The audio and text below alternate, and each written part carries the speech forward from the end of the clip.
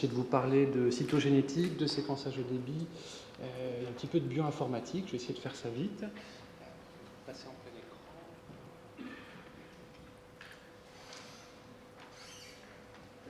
Voilà, donc dans le cadre de ma thèse, je travaille effectivement sur les anomalies de la pigmentation cutanée en mosaïque. Donc je suis très heureux de vous présenter aujourd'hui ces résultats, puisque la Fondation Maladie Rare vous a beaucoup aidé dans le cadre de ce projet. Alors je rappellerai très rapidement qu'on parle de mosaïque devant la présence au sein d'un même organisme de populations cellulaires qui diffèrent de par leurs caractéristiques génétiques, en lien avec la survenue d'une mutation très précocement pendant le développement embryonnaire. Cette mutation peut être responsable de manifestations cliniques qui seraient reconnaissables, notamment par la topologie particulière, en particulier sur la peau, qui a l'avantage d'être directement observable et facilement prélevable. Donc à Dijon, nous avons maintenant depuis plusieurs années une grande cohorte qui rassemble un peu plus de 1000 patients porteurs de différentes affections cutanées en mosaïque, donc la cohorte Mustard. Et parmi ces patients, certains donc, sont porteurs d'anomalies pigmentaires, donc ces bandes de dépigmentation ou d'hyperpigmentation qui vont suivre très souvent les lignes qu'on appelle les lignes de Blaschko. Et donc nous avons tenté de déterminer les bases génétiques de ces anomalies cutanées qui très souvent en fait, sont associées dans le cadre de syndromes malformatifs très variés avec ou sans déficience intellectuelle. La stratégie qui avait été retenue était celle donc, du séquençage d'exomes à forte profondeur pour tenter d'identifier des variations présentes dans une faible fraction de cellules et donc en trio en comparant de l'ADN issu d'une biopsie de peau réalisée en zone atteinte comparé à l'ADN sanguin des parents. Alors, cette stratégie a permis d'identifier des variations dans des jeunes candidats pour à peu près un quart de nos patients, avec plusieurs gènes découverts ces dernières années, dont certains qui sont encore en cours de recherche. Mais une des questions majeures que nous avons rencontrées, c'est que finalement, les bases génétiques de ces anomalies étaient déjà connues depuis 20 ans et il s'agissait de cytogénétique. On parlait d'anomalies chromosomiques en mosaïque, des trisomies, des triploïdies, des tétrasomies en mosaïque, et ces variations étaient complètement absentes dans notre cohorte. Nos patients avaient très souvent déjà eu un cariotype, une CGHRS sur 100, et toutes ces explorations étaient négatives. La grande question que nous avons, c'est que l'ADN de nos patients est disponible en très faible quantité. Nous ne cultivons pas les biopsies, sinon nous perdons la mosaïque ou nous induisons des biais. Donc nous sommes obligés de travailler sur une technique d'analyse des données de séquençage d'exomes pour tenter d'identifier ces variations chromosomiques. Nous ne pouvons pas réaliser plusieurs examens en parallèle pour rechercher à la fois des variations ponctuelles et des variations chromosomiques. Donc nous avons exploré plusieurs pistes que je vais essayer de vous présenter brièvement. Une première piste qui va concerner l'étude de la profondeur de séquençage et un second axe de travail sur l'étude des variations polymorphes, donc les SNP, qui en séquençage d'exomes sont au nombre d'environ 50 000 par patient. Alors, concernant la profondeur de séquençage, il faut savoir que la quantité de données de séquençage qui va être produite pour une région en particulier est grossièrement proportionnelle à la quantité de matériel génétique initialement présente dans l'échantillon. Si bien que pour une région ciblée, un exome par exemple, on peut attribuer une valeur, après différentes étapes de normalisation, on obtiendra un Z-score, et la variation de ce Z-score peut être représentative d'événements chromosomiques, donc des variations de nombre de copies, des délétions, des duplications. Alors cette approche est déjà utilisée, il y a plusieurs algorithmes qui permettent d'explorer les CNV constitutionnels en séquençage d'exomes, mais à ma connaissance, pas d'approche qui permette de rechercher des événements à faible taux et de grande taille, comme ceux que l'on peut s'attendre à trouver devant ce type de pathologie. Donc vous voyez en bas le profil bleu du patient avec une augmentation du Z-score sur la partie gauche qui correspond à tout le bras court d'un chromosome 5. En arrière-plan, en noir, ce sont les contrôles. Et donc ici, il s'agit en fait d'une tétrasomie du 5P pour ce patient avec hyperpigmentation. Deuxième axe de travail, l'étude des SNP.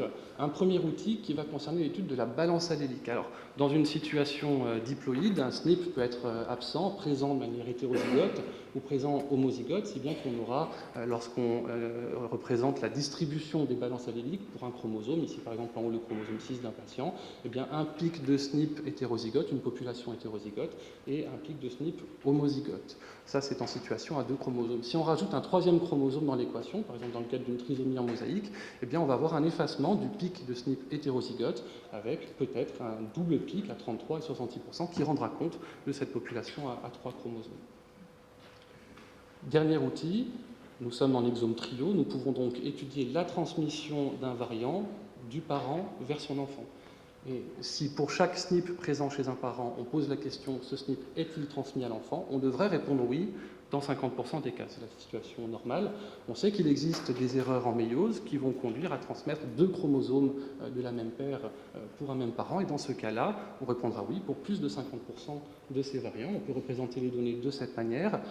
À droite, vous avez les SNP transmis chromosome par chromosome du père vers l'enfant, globalement centré sur 50%. Et à gauche, je vous ai encadré un excès de transmission de SNP de la mère vers son enfant pour le chromosome 15 chez une patiente qui présente une trisomie du chromosome 15 en mosaïque par double contribution maternelle.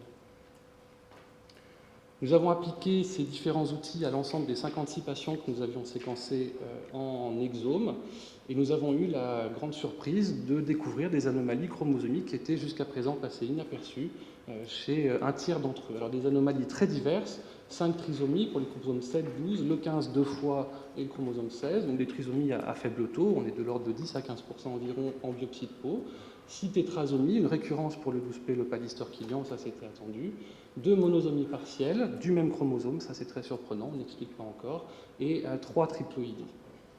Alors, quelques vignettes cliniques pour illustrer très rapidement.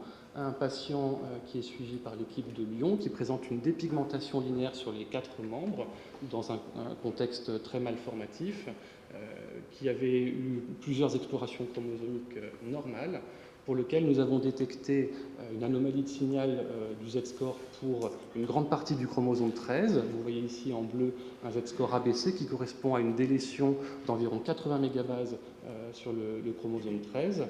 En profil de balance allélique, on voit aussi une perturbation avec effacement du pic hétérozygote dans la région concernée. La famille a accepté de réaliser un nouveau prélèvement, une nouvelle biopsie en peau atteinte.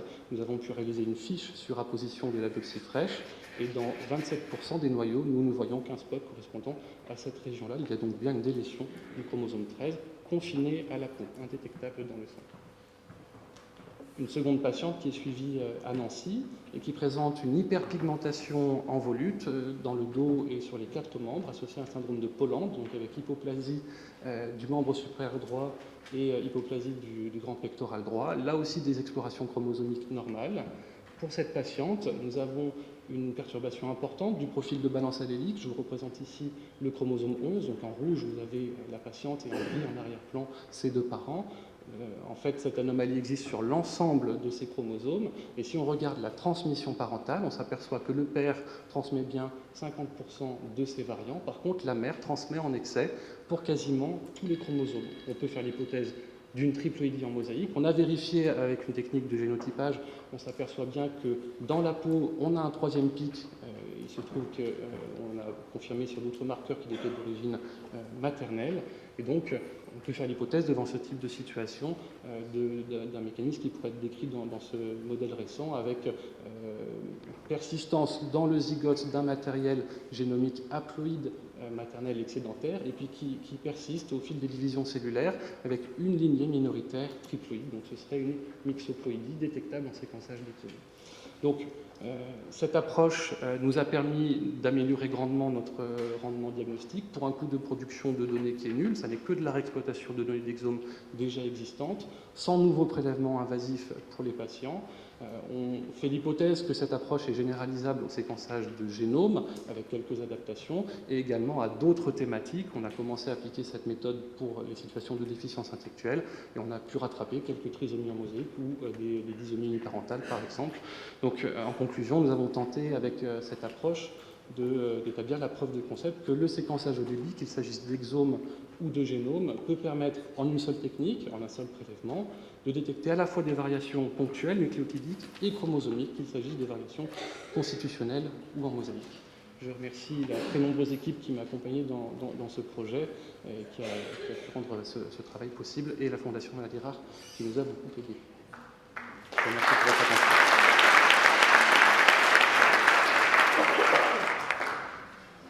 Merci beaucoup Arthur pour cet exposé très didactique sur un sujet un peu difficile, avec des nouvelles approches, comme tu le dis, sur des données déjà existantes, et finalement des résultats qui sont très intéressants, et j'espère qu'ils pourront être reproduits par d'autres équipes. Est-ce qu'il y a des questions?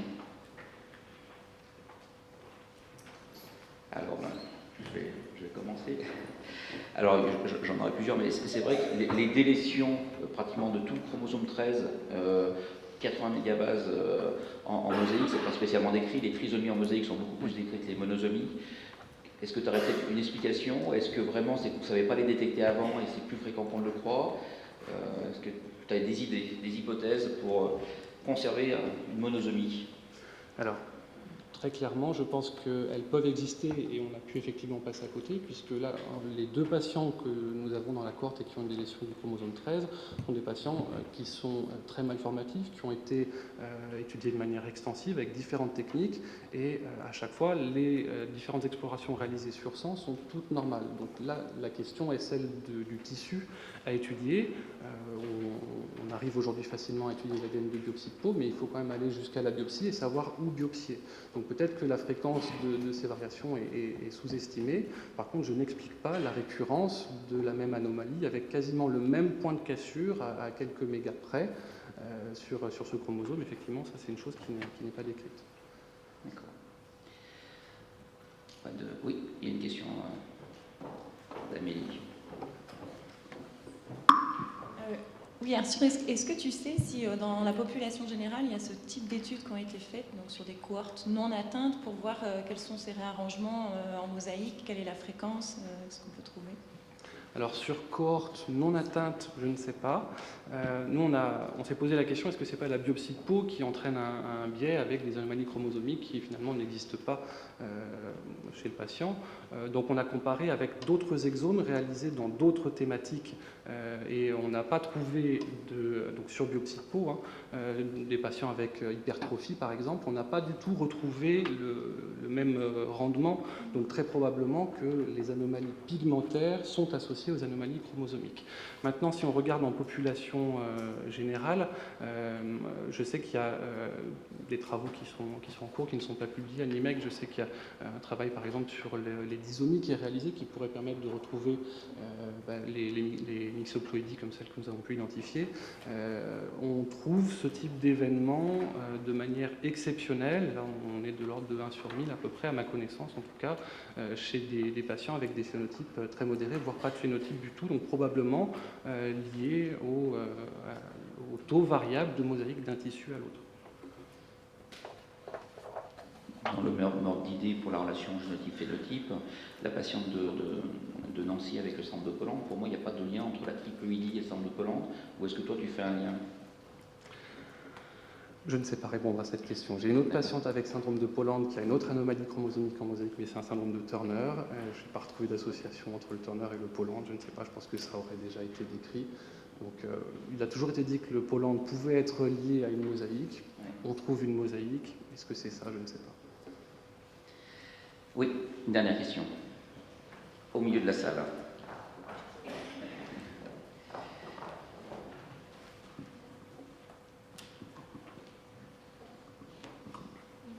Dans le cas où il y a autant de chromosomes, vous avez montré un exemple où il y a autant de chromosomes qui montrent cette imbalance, est-ce que vous pensez que derrière il y a une mécanistique, je sais pas, une protéine qui est impliquée dans un mécanisme très général de la distribution chromosomique? Parce que c'est assez peu fréquent, non, comme événement? Très peu fréquent, je pense. Il y a certainement des causes à rechercher, mais pour l'instant, ça n'a pas été documenté. Merci beaucoup, Arthur. Merci.